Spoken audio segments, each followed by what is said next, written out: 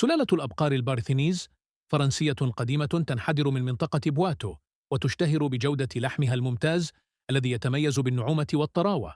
تتمتع هذه الأبقار بجسم قوي وعضلي، وفراء يتراوح بين الأشقر الذهبي والبني الفاتح، مع قرون صغيرة أو منعدمة.